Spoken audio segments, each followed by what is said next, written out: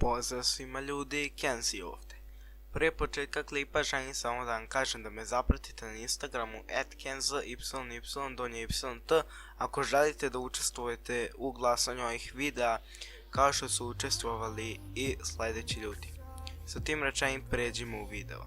Izašao je novi update koji je zauzimao velikih 7 GB. I ceo community je bio hypovan zbog toga jer su mislili da će se vratiti stare postavke, da dobijate HP i shieldove po killu, ali ne.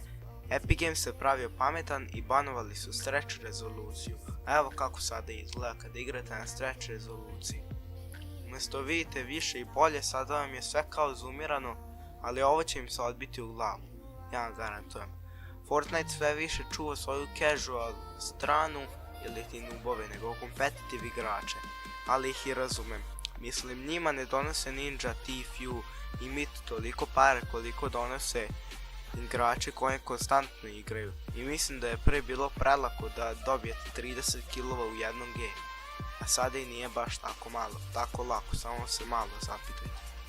Ovaj patch je doneo dosta bug fixova i tih sranja, ali i dalje mislim da Epic Games ne služa svoju community stranu, da je jako željan para, ali to nije dobro uopšte.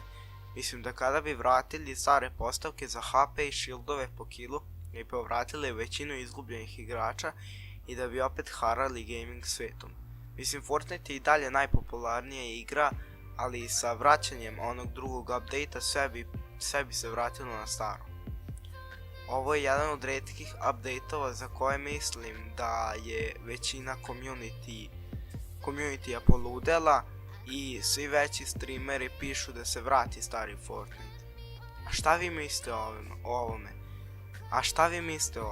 Pišite mi dole u komentarima obavezno. To je to od mene, ako vam se svidio ovaj klip obavezno ga lajkujte i subajte se na kanal.